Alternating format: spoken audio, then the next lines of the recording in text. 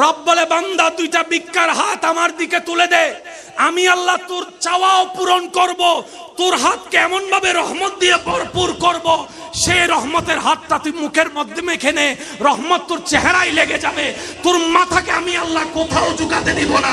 যার দিল নবীর প্রেম নিয়ে রবের দরবারে ঝুঁকে যায়, ওয়াত ইজ্জু মানতাশা ওয়াত ইজ্জু মানতাশা ওয়াত ইজ্জু মানতাশা, রব তাকে সর্ব জায়গায় ইজ্জত দান করেন। সুবহানাল্লাহ। রব বলে যে তুমি যদি আমাকে মানার মতো না মানো, তোর বউ তোরে দুই পয়সার ছেলে মেয়ে যেগুলো তোর থেকে দুনিয়াতে আসছে তাদেরকে ডাইনে বললে, বামে বললে, সোজা বললে পিছনে যাবে।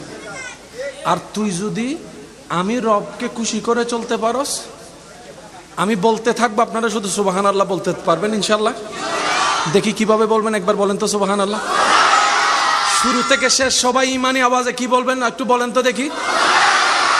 রব বলে যে আমাকে খুশি করে, রব বলে যে আমাকে খুশি করে যদি চলতে পারস নবীর প্রেম নিয়ে, সাধ্যমত যদি চেষ্টা করস আমি রবকে খুশি করার আহকাম মেনে চলার, তাহলে আমি রব তোকে কথা দিলাম, তোর ঘরের দায়িত্ব আমি রব নিলাম, তোর সুস্থতার দায়িত্ব আমি রব নিলাম, তোর পরিবারের দায়িত্ব আমি রব নিলাম, তোর রিজিকের দায়িত্ব আমি রাজ্জাক নিলাম, তোর ঘরের সমস্ত দায়িত্ব আমি রব নিলাম, তোর বউয়ের দায়িত্ব আমার, তোর সন্তানের দায়িত্ব আমার, তোর ছেলে মেয়ের দায়িত্ব আমার, তোর মেয়ের বিয়ের দায়িত্ব আমার, তোর নাতি নাতনির দায়িত্ব আমার, তোর পরিবারের দায়িত্ব আমার। শুধু তাই নয়, তোর ব্যবসার প্রতি আমি রবের রহমত থাকবে, তোর চলার প্রতি আমি রবের রহমত থাকবে, তোর জ্ঞানের প্রতি আমি রবের রহমত থাকবে।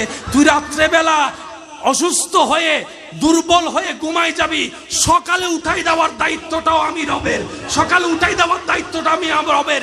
শুধু তাই নয়, যখন তুই কুল্লু নাফসিন যায়িকাতুল মউতের সাথে সচক্ষে সাক্ষাৎ করে চিরবাস্তবতাকে আপন করে নিয়ে যখন তোকে গোসল দেওয়া হবে কুসুম গরম পানি দিয়ে, যখন তোর শরীরটাকে আবৃত করা হবে সাদা কাফনের কাপড় দিয়ে, যখন তোকে সবাই মিলে কবরস্থানের কবরে রেখে ডানে বামে মাটি দিয়ে উপর থেকে মাটি দিয়ে কবর অন্ধকার করে দিবে, সেই কবরের মধ্যে আমি রবের রহমত তোর সাথে থাকবে।